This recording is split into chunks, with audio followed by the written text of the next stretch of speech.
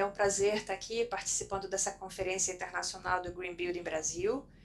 Eu sou a Ana Machado, gerente de Facilities da Shell Brasil Petróleo,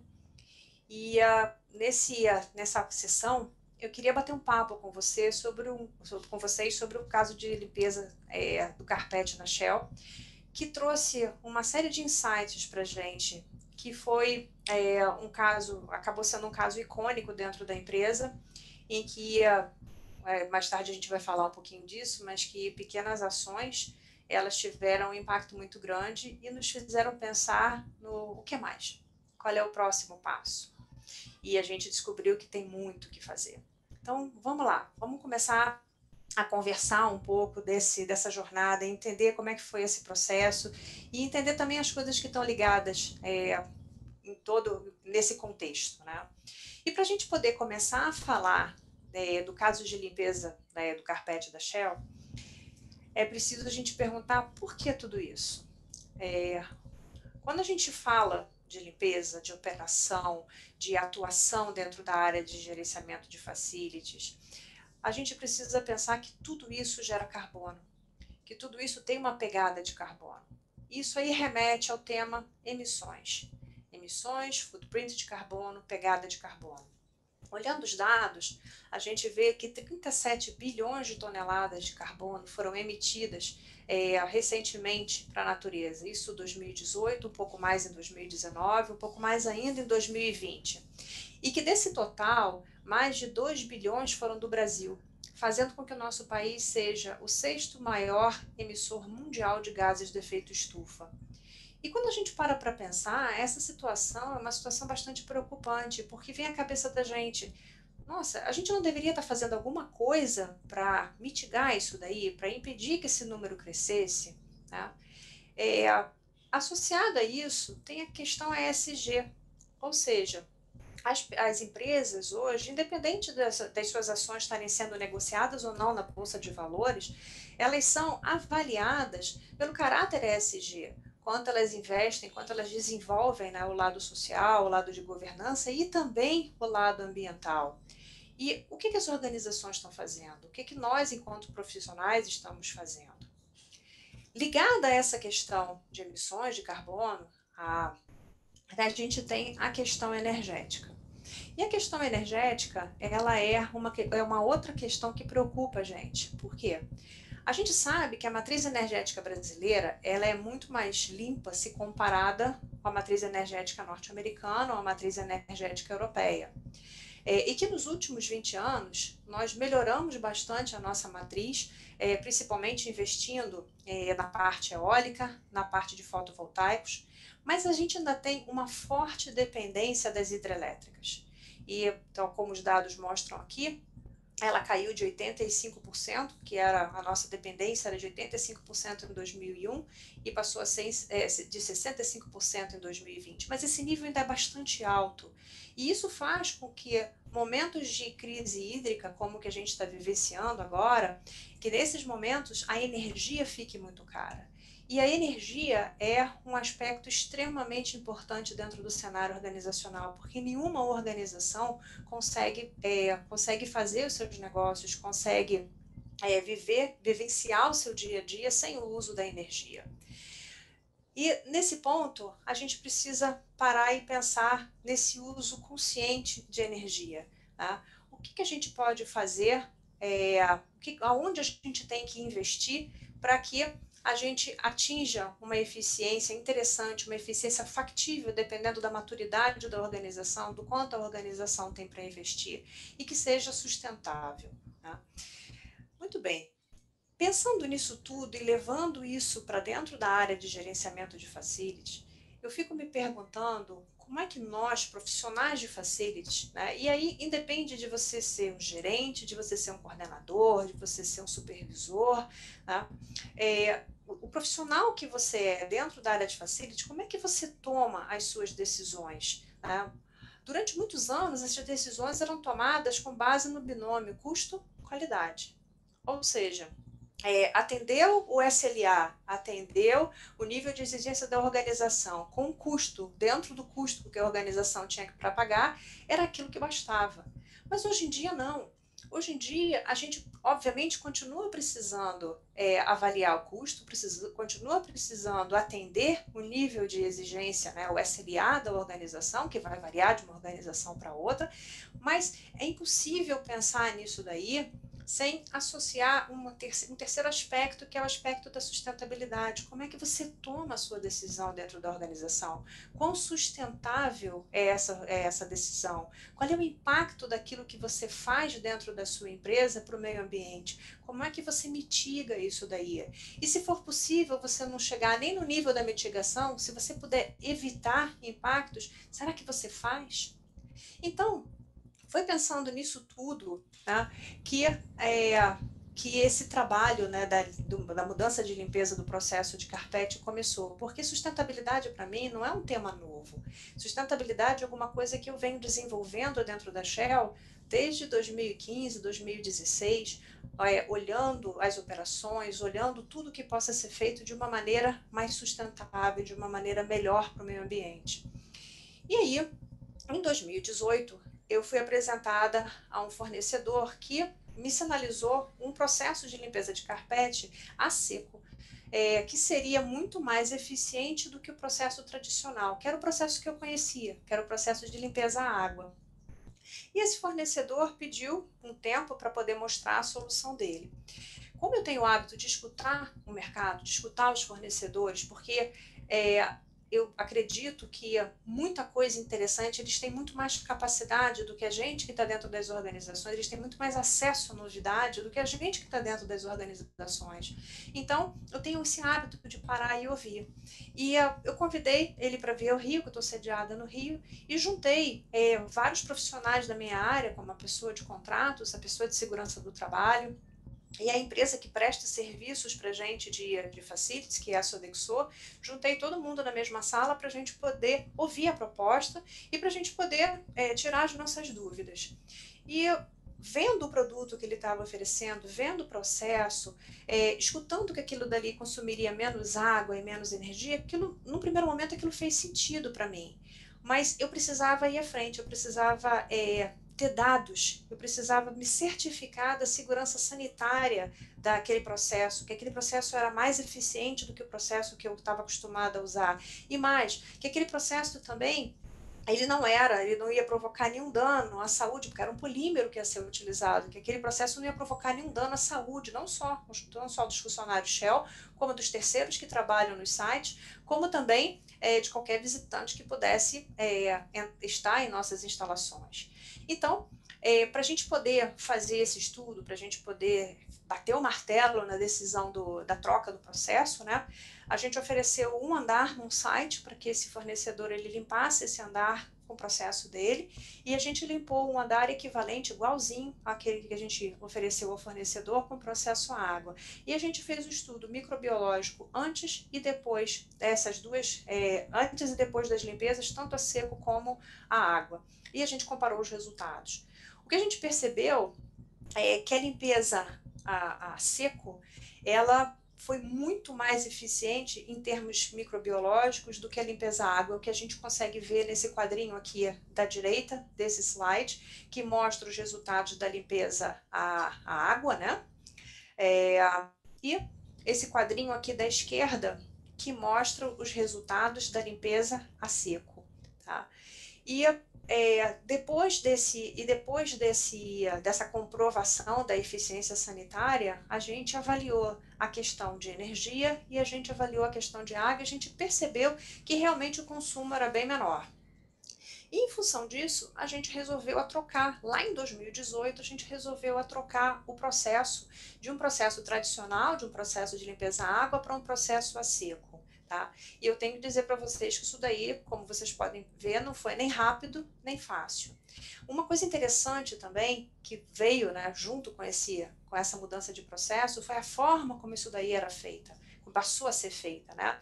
Porque uma coisa que o fornecedor falou e que até então eu não tinha atinado, eu enquanto gestora do processo eu não tinha atinado, era por que você limpa o seu andar da mesma maneira?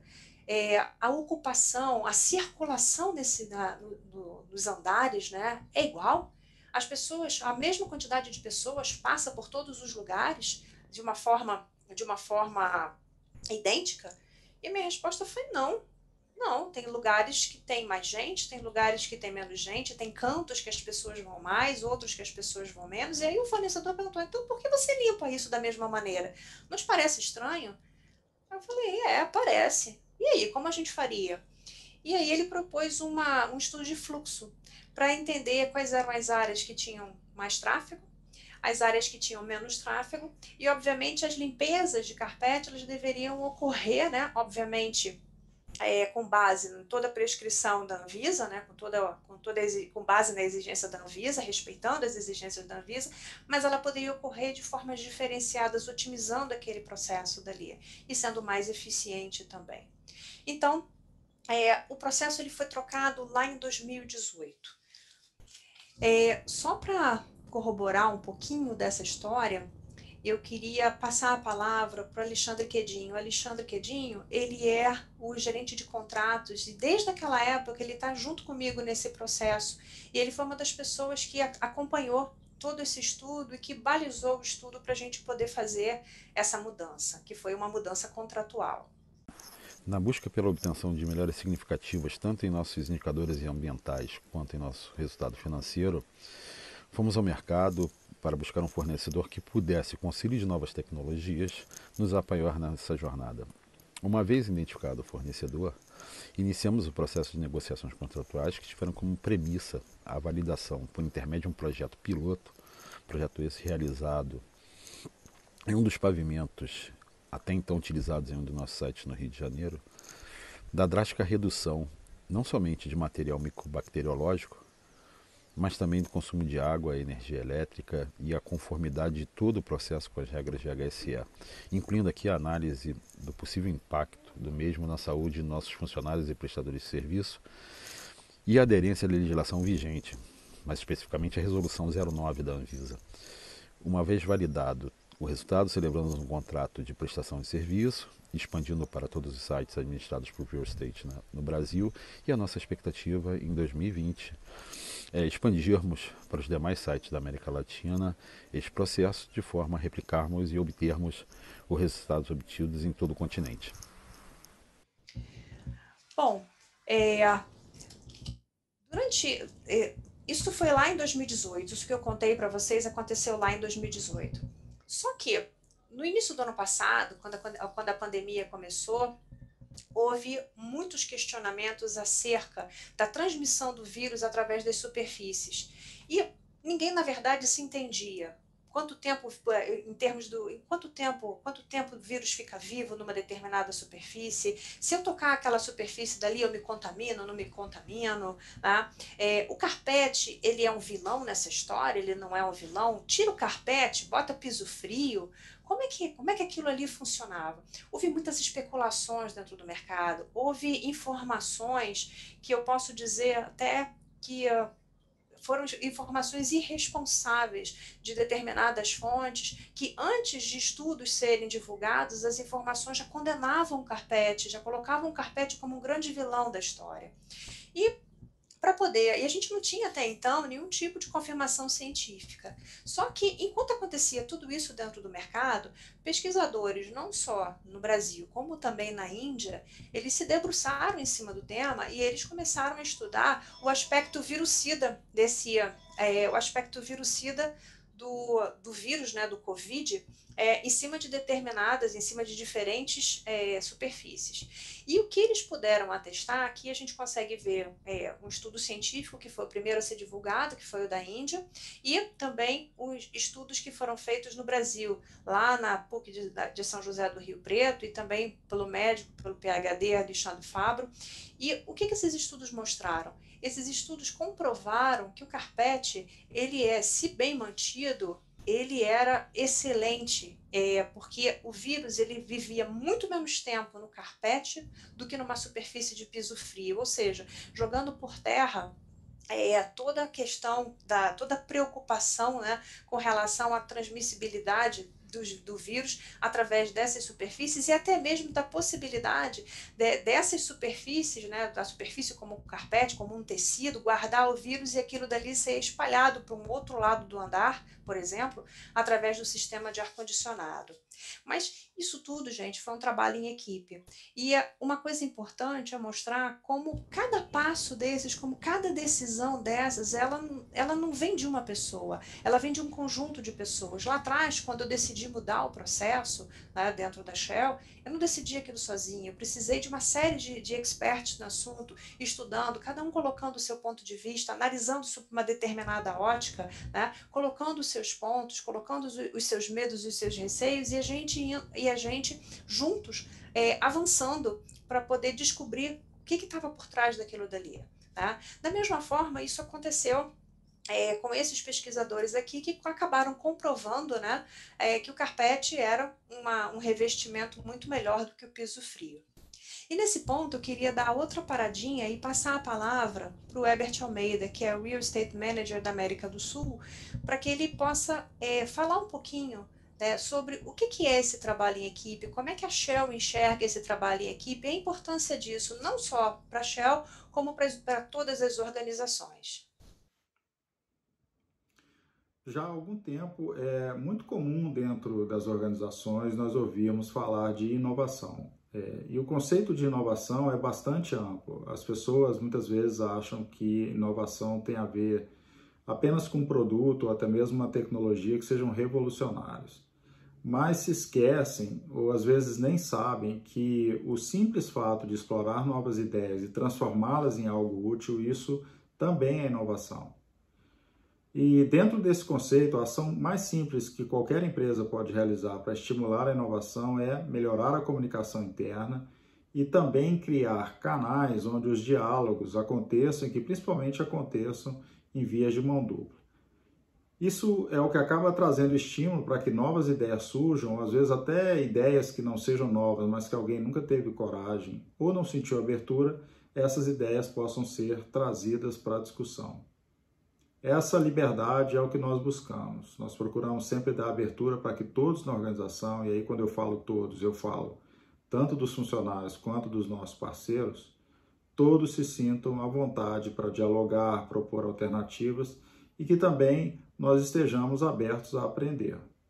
O gerenciamento da área de facilities tem ido nessa direção, sempre convidando outras áreas da empresa e nossos parceiros comerciais a fazerem parte dessa jornada de sustentabilidade, começando pela discussão de ideias, avaliando perspectivas diferentes, e aí a gente vai avançando dentro da estratégia que foi definida pelo grupo.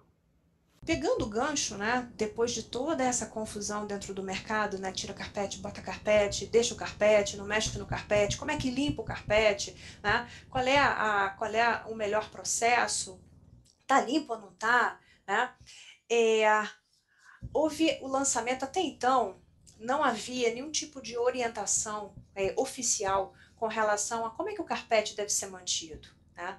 Foi em função de toda essa problemática do mercado que surgiu, foi feito, né, esse guia oficial da Abritac. A Abritac resolveu fazer um guia com todas as prescrições de manutenção do carpete, como é que um carpete deve ser mantido, tá? Qual deve ser a periodicidade de limpeza, etc., como é que as fibras dos carpetes elas se comportam. E ela também apontou nesse carpete, apontou nesse guia, quais seriam os equipamentos que não deveriam ser utilizados, que são, vamos lá, abre aspas, fecha aspas, deveriam estar banidos, né, desse processo de limpeza de carpete, como os bonnets, como esse equipamento que vocês veem com um xizinho aqui, que é um equipamento extremamente usual, que a gente vê muito na limpeza de carpete. Por quê? Porque ele destrói a fibra do carpete e ele diminui o tempo de vida útil do carpete. Tá? Então, hoje em dia, além de tudo, a gente já tem uma resposta oficial do mercado, que é esse guia do como proceder cuidando do seu carpete. E aí, em função disso tudo, essa história, o fato de eu já ter mudado o processo em 2018, toda essa repercussão que teve, a questão do revestimento no início da pandemia, se transmite ou não transmite o Covid, como limpa, como mantém, o que destrói, o que não destrói esse revestimento, né? Porque quando a gente para pensar, é um ativo que a gente tem investido no chão, e é um ativo bastante caro, né? Toda essa questão do carpete veio para mim e começou a me preocupar não me preocupar, me deixar curiosa, né, no sentido de como eficiente, vamos botar em números isso daí, vamos verificar quão eficiente é esse processo a seco se comparado com o profissional, o tradicional. Eu já sei que ele é eficiente, agora, quão mais eficiente ele é? E eu precisava de números, eu queria descobrir esses números, né? Descobrir os números com relação a quê? Com relação à quantidade de água, a quantidade de energia consumida no processo a seco. E depois, converter essa quantidade de energia para footprint, para pegada de carbono, para a gente poder ter um número que a gente pudesse usar, que a gente pudesse comparar e que a gente pudesse até levar para as nossas organizações dizendo, olha, eu mudei um processo, né? Esse processo emite tanto a menos, isso daqui está ajudando a organização no Acordo de Paris que ela assinou, ou o Acordo de Paris que talvez ela não tenha assinado, mas que ela segue as orientações do Acordo de Paris. Então, eu comecei a pensar nisso e eu utilizei um site da Shell como para fazer o estudo de caso. Eu escolhi um site que é o Escritório Ventura, ele fica localizado no Rio de Janeiro, são 8 andares num prédio no Rio de Janeiro, e esse site ele tem 8.450 metros quadrados de área carpetada. O site foi dividido em zonas vermelhas e zonas azuis, ou seja, zonas de alto tráfego e zonas de baixo tráfego. Baixo não é, mas médio tráfego. Essas zonas demandam limpezas diferentes e somando a quantidade de vezes que a gente tem que limpar cada uma dessas regiões, isso daí perfaz um total de 39 mil metros quadrados de área carpetada que precisa ser limpa anualmente. Então, foi esse número que ficou, 39 mil metros quadrados de carpete para ser limpo por ano. E aí o estudo foi dividido em 2 pedaços. Primeiro era preciso verificar quanto de água era necessário ou é necessário, né, para limpar essa área acarpetada. E depois eu passei para estudar a quantidade de energia que é consumida para a limpeza dessa mesma quantidade de área. Vamos por partes. Primeiro, eu fiz o cálculo da água. E logo no cálculo da água, o processo a seco se mostrou 96% mais eficiente do que o processo tradicional, que é um processo a água. Para esses 39 mil metros quadrados de carpete, por ano eu gasto 15 mil litros a menos de água na hora que eu limpo o meu carpete com o processo a seco. E uma coisa que a gente foi buscar, porque eu acho interessante fazer a comparação, porque muitas vezes 15 mil litros de água pode não significar muita coisa. Então, era preciso achar correspondências, né? E aí vem, 15 mil litros de água correspondem a quê? Então, 15 mil litros de água, imaginem 75 mil copinhos de 200 ml, ou 7.500 pessoas hidratadas. Quando a gente começa a transformar usar exemplos para a gente poder mostrar a que aquilo dali corresponde, a gente começa a ver a magnitude daquilo que a gente está falando. E, gente, eu estou falando de um site, tá? Um dos lugares em que eu faço a limpeza dessa forma. Quando a gente multiplica pelos outros, isso aqui aumenta muito, né? Muito bem. Uma outra coisa que é bastante importante desse estudo, que eu não mencionei antes, é que todos os dados que foram utilizados aqui, não tem nenhum dado estimado. Todos os dados eles foram fornecidos ou pela Medicare, que é a empresa que faz o processo de limpeza seco para a gente, para a Shell, ou pela Sodexo, que faz o processo de limpeza à água, né, e através de parceiros em outros clientes. Então, os dados consumidos nos processos foram buscados através e nessas 2 organizações. E mais à frente, quando a gente falar de energia, os dados de energia foram buscados também junto com a BR Properties, que é onde o Ventura, que é onde a gente está, é um prédio da BR Properties, o Ventura Corporate Towers é um prédio da BR Properties no Rio de Janeiro. Então, eles têm todos esses dados muito bem detalhados e muito claros, e eles passaram as informações para a gente, para que a gente pudesse usar no estudo. Então, passando agora para a parte de energia, Quando o estudo de energia foi feito, esse estudo de energia foi dividido em dois pedaços. O primeiro pedaço, a primeira parte, foi a quantidade de energia consumida apenas pelo equipamento utilizado nesse processo de limpeza. Desculpa, nesse processo de limpeza não. Tanto no processo de limpeza seco como no processo de limpeza à água. Porque ambos usam seus equipamentos e ambos consomem energia. Tá?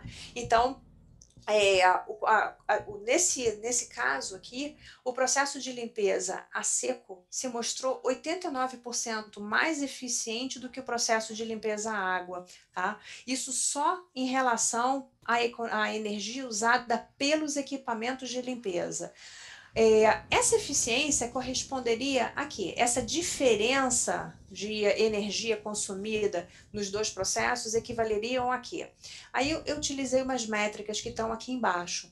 Esses 698 kWh que o processo a seco utiliza menos do que o processo a água, equivalem, por exemplo, a 29 dias de consumo numa residência padrão americana. As residências americanas, os números oficiais mostram que elas consomem, em média, 730 kW por mês. Se a gente estivesse tratando de uma residência padrão brasileiro, que consome 157 kWh por mês, esses 198 kWh a menos corresponderiam a 133 dias de consumo. O que significa, gente, mais do que 4 casas iluminadas ou mais do que 18 pessoas com energia nas suas residências, tá? Isso falando de um site, novamente lembrando, e só os equipamentos. Quando a gente passa para a segunda parte desse estudo da energia, aí a gente mexe no ponto mais importante e que é o grande vilão dessa história. E por que é o grande vilão dessa história? Ele é esquecido. Ele é esquecido nas contas. Quando a gente, nós mesmos, nós FMs, quando a gente faz a conta, a gente esquece que quando o processo é a água, a gente precisa ligar o ar-condicionado no momento em que o processo de limpeza começa. Então esse ar-condicionado, ele fica durante todo o processo de limpeza, ele fica pelo menos por mais 24 horas depois que esse processo de limpeza termina, porque é preciso secar o carpete. Vamos lembrar que a gente está falando de ambientes fechados, que se a gente não tiver o ar-condicionado funcionando, a umidade fica muito alta ali, dá mofo, dá uma série de problemas em termos de colônias de bactérias e o carpete não seca, simplesmente ele não seca. Até nesse ponto é importante frisar que eu escutei colegas de mercado falando, não, eu consigo fazer o processo a água sem ligar o ar-condicionado. E eu, curiosa do jeito que sou, falei, vamos fazer o seguinte, vamos testar? Vamos verificar, vou pegar um site meu, vou fazer o processo, em vez de eu usar nesse momento o processo a seco, eu vou usar o processo a água, eu não vou ligar o ar-condicionado e eu vou medir o que vai acontecer. Tá? Gente, 9 horas depois do processo tradicional, processo a água terminado, ainda havia 60% de umidade no chão. Ou seja, não seca. Não adianta. O processo, a gente só tem os finais de semana para trabalhar. Aquilo dali precisa estar extremamente enxuto para que os usuários eles possam voltar ao escritório. Não pode ter cheiro de mofo, não pode ter nenhum tipo, a gente não pode abrir porta para a criação de colônias de bactérias no chão. Então, não ligar o ar-condicionado não é uma hipótese. Isso não existe. Todo o processo à água demanda obrigatoriamente o uso do ar-condicionado. E na hora que a gente liga o ar-condicionado, aí a conta da gente, em termos energéticos, ela explode. No meu caso do Ventura, especificamente, para limpar os 39 mil metros quadrados de carpete, eu precisaria de 24 finais de semana. Tá?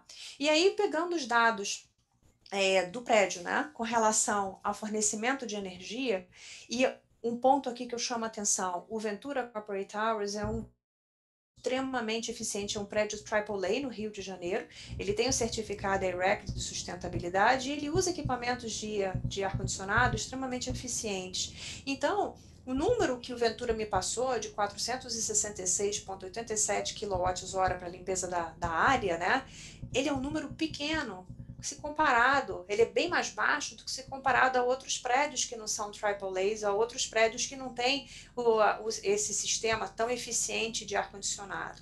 Né? Então, gente, eu precisando de 24 finais de semana para limpar os 39 mil metros quadrados de carpete, e levando em consideração que eu gasto 466,87 kWh pela área, por área para limpar, isso daí me levaria a uma energia total de mais de 470 mil kWh, só em função do ar-condicionado.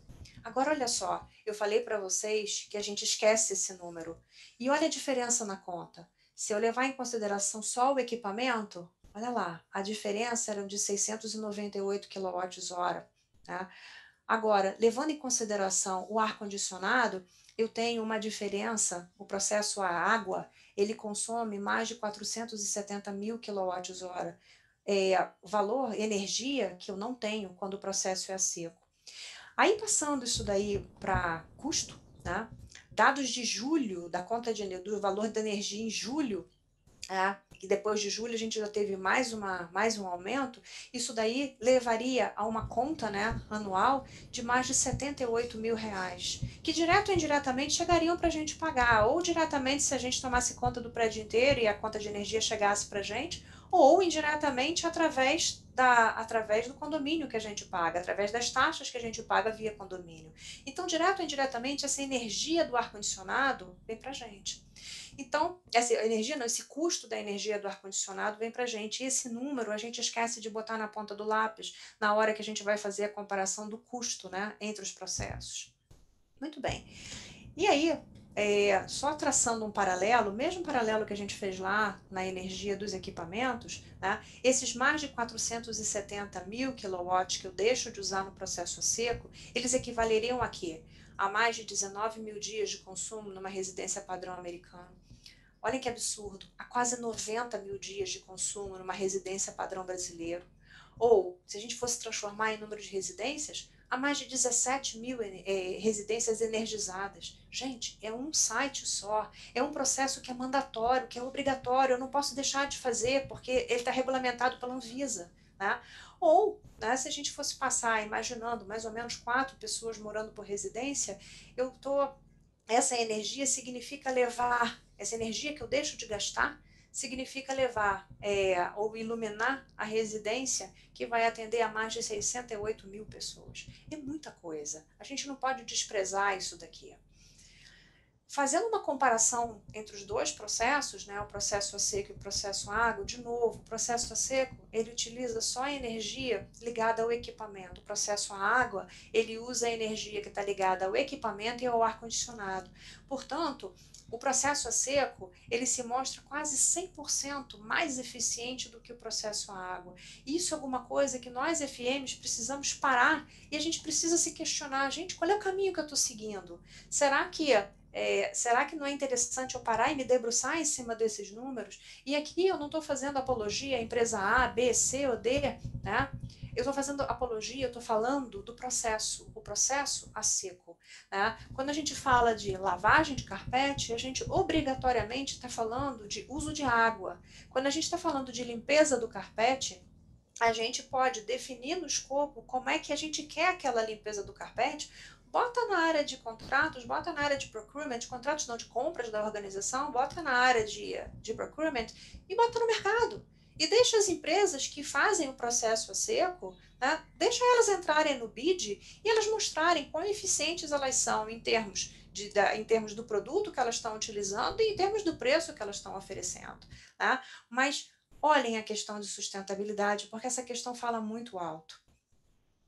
E nesse ponto, eu queria passar aqui a palavra para o Fernando Carrasqueira. Ele é Facility Manager do Ventura Corporate Towers, e à medida que eu fui descobrindo esses valores, descobrindo esses resultados, eu fui compartilhando isso com ele. Ele é uma pessoa que eu conheço há muito tempo e sempre na ideia de transmitir conhecimento, de compartilhar o conhecimento, eu passei essa informação para ele. Eu acho interessante que vocês escutem a fala dele, como é que ele recebeu essa informação e o que ele fez com essa informação.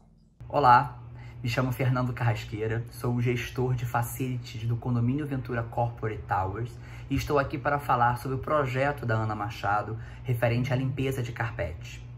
Foi apresentado para mim o estudo referente à análise microbiológica do antes e depois da limpeza do carpete do modelo tradicional, ou seja, o processo de lavagem com água, versus a análise microbiológica do antes e após o processo de limpeza a seco do carpete. E quando foi apresentado esse estudo para mim, 3 pontos me chamaram muito a atenção. Primeiro, quão eficiente o processo de lavagem a seco é em comparação com o modelo tradicional, ou seja, a lavagem com água? Quanta água e energia é consumida em comparação com o modelo tradicional?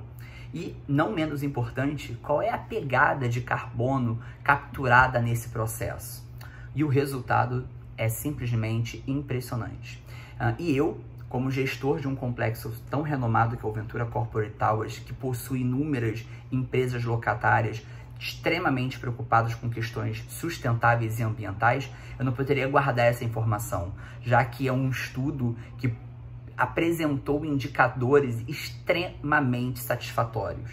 Além de iniciar um plano de ação para aplicar esse estudo e essa metodologia nas áreas comuns no qual eu sou o gestor do meu empreendimento, eu me sentia na obrigação de repassar esse case de sucesso para dentro das áreas privativas, visando estimular essa ação e contribuir para a performance das empresas.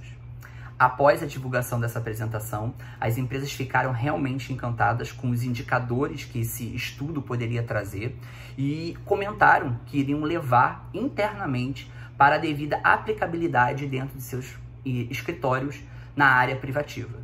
Em suma, na minha opinião, boas práticas devem ser compartilhadas, principalmente práticas sustentáveis, onde os pilares de qualidade de vida dos usuários, custo e meio ambiente devem ser vistos como prioridades dentro de uma organização.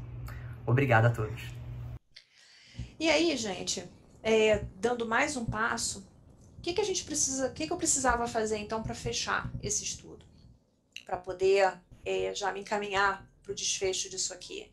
Eu precisava pegar todos esses números, né, esse número de consumo de energia, esse valor do quilowatt-hora que eu deixo de usar, a quantidade de quilowatts-hora que eu deixo de usar com o processo seco, e eu precisava transformar isso daqui para pegada de carbono, para footprint de CO2. E usando os números, isso aqui, gente, de novo, é uma coisa que é importante frisar, esses números são oficiais. Todas essas equivalências foram procuradas fontes oficiais e as fontes estão colocadas aqui no material para que a gente pudesse ter noção do que a gente estava falando e para a gente poder usar números reais. Né? Então, utilizando lá a conversão de quilowatt-hora para a pegada de CO2, né? A quantidade de quilowatts-hora que eu deixo de usar, ela equivale a eu não emitir 37,1 toneladas de CO2, de eu não mandar para a natureza 37,1 toneladas de CO2. Se a gente for parar para pensar, 37,1 toneladas de CO2, você está falando que o Brasil emitiu, né, 2 bilhões, sim, mas eu estou falando de um site. Eu estou falando de uma unidade entre as unidades que a Shell tem. Uma unidade de uma empresa que usa o processo seco. Quanto isso daqui poderia ser maior se outras empresas usassem o processo seco, se outras empresas deixassem de emitir também toneladas de CO2 para a natureza? E essas 37 toneladas, 37,1, né, toneladas de CO2, elas equivalem a quê? Elas simplesmente equivalem a eu deixar de cortar 265 árvores, deixar de usar mais de 21 mil litros de gasolina ou 80 botijões de gás, ou deixar de percorrer mais de 213 mil quilômetros. Gente, 213 mil quilômetros, a gente já sente que é muita coisa, né? Mas, olhando lá o Google, 213 mil quilômetros são mais do que 5 voltas ao redor da Terra. É pouco para você? Para mim é bastante coisa. Tá? Principalmente, de novo, porque eu estou falando de um site. Na hora que a gente soma tudo que a gente pode juntar nessa conta, todos os sites que tem carpete, todos os lugares que tem carpete e que vão contribuir, que seja pouquinho, mas que vão contribuir para isso daí, quantas voltas ao redor do mundo eu deixo de dar, né? Quantas árvores eu deixo de cortar, quantos litros de combustível eu deixo de utilizar, quantas toneladas de CO2 eu deixo de emitir, quanta ajuda ao meio ambiente eu consigo dar, né? E só frisando, gente, esse processo é um processo que envolve muita gente. Para a gente poder chegar nessas conclusões, para eu poder chegar nesses números, eu tive auxílio de não só da Sodexo, que trabalha junto comigo, mas do próprio fornecedor de limpeza de carpete, que me trouxe muitos dados, que me ajudou com essa calculadora ambiental, tá? Das pessoas que trabalham comigo dentro da Shell, seja pelo lado de HSE, seja pelo lado de contratos, para poder balizar as decisões, para poderem estar ali junto comigo, se certificando de que o caminho era aquele, de que o caminho estava correto, de peers, como a gente chama, de pessoas externas à organização, olhando, acompanhando o que a gente estava fazendo, né?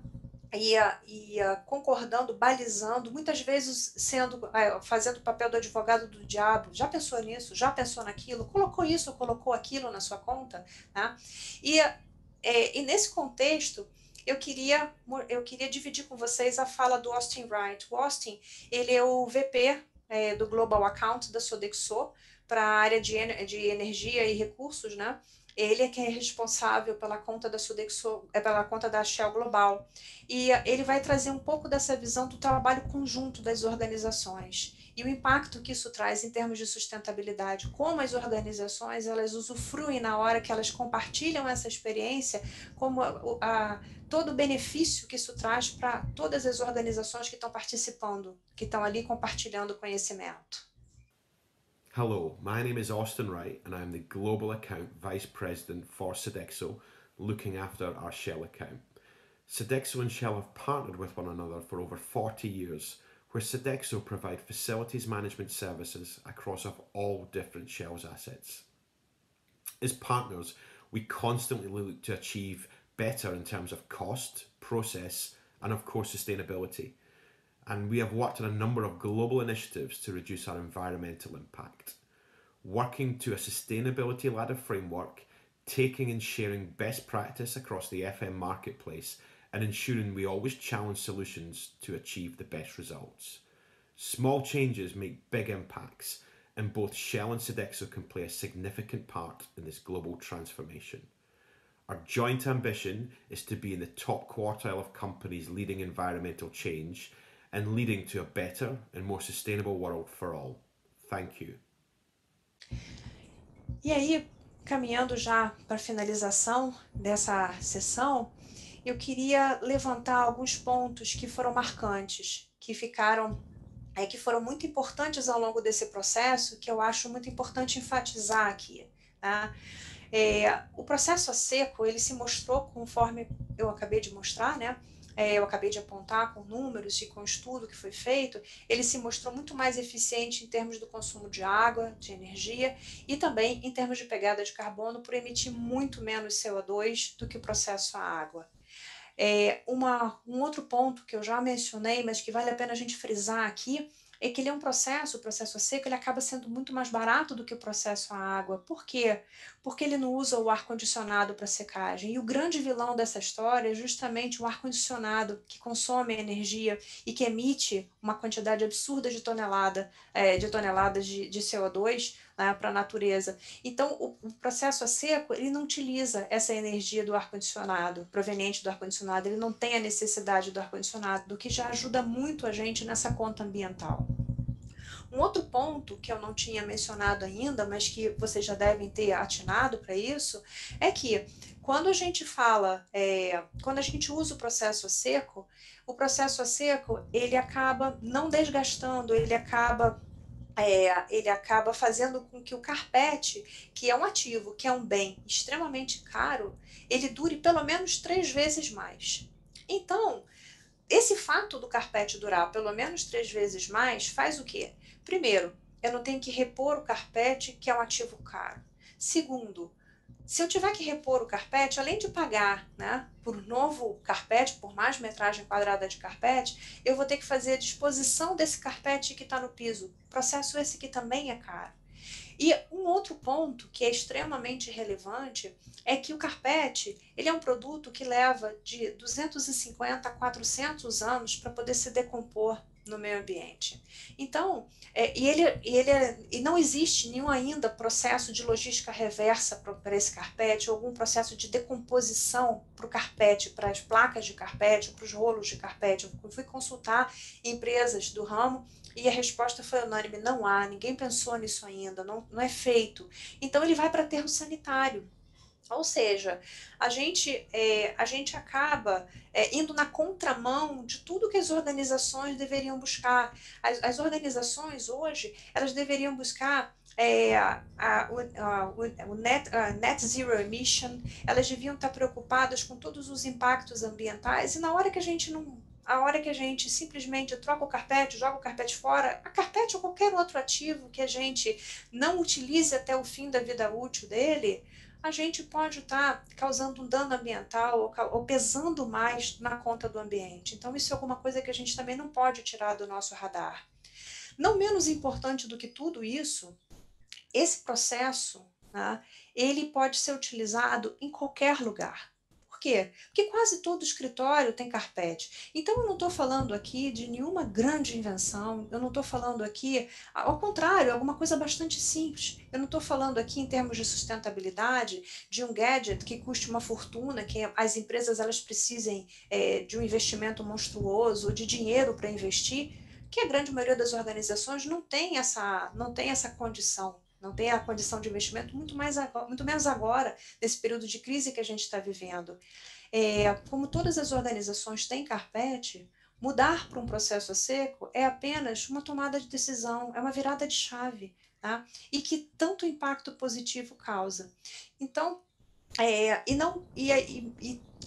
fechando tudo isso, a gente tem aqui também o fato do trabalho em equipe e o fato da gente disseminar informação, o fato da gente compartilhar as informações. Quantas organizações elas criam, elas pensam em inúmeras coisas, mas elas mantêm aquilo restrito dentro da empresa, tá? Como é importante a gente ter a liberdade dentro das organizações, sim, de estudar, se debruçar, usar tempo de trabalho para a gente saber exatamente sobre o que a gente está, com o que a gente está lidando, né? Mas principalmente a gente levar isso daí para o mercado, como eu estou fazendo isso agora com vocês, levar essa informação de uma forma produtiva e ter um efeito, ter um impacto positivo, porque quanto mais pessoas ouvirem, mais pessoas têm a oportunidade de parar e pensar: será que é assim mesmo? Será que isso se aplica a mim também? Será que eu poderia trocar? Né? Quantas organizações, depois de ouvirem isso daqui, elas vão parar e de repente pensar na possibilidade de trocar o seu processo e de com isso angariar, deixar de emitir uma quantidade grande de toneladas de CO2 para a natureza, ter um impacto ambiental extremamente positivo. É um processo que a gente chama de small acts, big impacts. São pequenas ações que levam a grandes impactos. Gente, a gente não precisa reinventar a roda. A gente precisa, primeiro, fazer o nosso dever de casa, olhar para dentro, olhar para aquilo que a gente faz, olhar para as nossas operações do dia a dia e se perguntar: eu sou realmente eficiente naquilo que eu faço? Tem algo que eu possa melhorar? Tá? E ser humilde o suficiente para, muitas vezes, jogar fora tudo que a gente fez ao longo de muitos e muitos e muitos anos e recomeçar o processo de uma forma diferente, mas de uma forma que traga os resultados que estão afinados, tá, com tudo que a gente precisa em termos ambientais, em termos de sustentabilidade, principalmente pensando no legado que a gente vai deixar para o nosso mundo, o legado que a gente vai deixar para as próximas gerações. Então, eu queria agradecer a oportunidade de estar aqui compartilhando tudo isso com vocês e eu queria deixar como mensagem final a fala do Jeremy Berryhill. O Jeremy, ele é um HSL, é de segurança do trabalho, ele é o Real Estate Agency Manager Americas, e ele vai fechar essa apresentação para a gente mostrando tudo isso, né? Trazendo a visão da Shell, né? A visão de HSE da Shell a respeito de tudo que eu falei. Obrigada a todos. Hello, everyone. I'm Jeremy Berryhill with Shell Real Estate HSE in the Americas. When I heard of Ana Machado and the Brazil's team success story, it made me think, how can we do this in other places? And how can you do this? My starting point was simple. We should consider the normal day-to-day activities and even in the one-off activities that we've always done and the same old fashion. These should now be re-looked at to see if there's new ways to bring change. From there, I feel there are a few key things we can put in place to start this journey. Number one, find the people that are passionate and interested about our sustainability and environmental journey, not only in the industry, but globally. Number two, invite the experts in the room. This tends to be the people doing the work, so they should be part of these conversations. Number three, brainstorm. Brainstorming creates creativity. Invite that creativity into the room to generate those ideas, no matter how small or simple. From there, I am confident that our bright and brilliant colleagues will generate some wonderful ideas. Let those ideas grow. Remember, even all the small things can help, and all those small things can add up to the big thing. Small acts, big impacts. And finally, congratulations to Anna and the Brazil team, and thank you all for watching.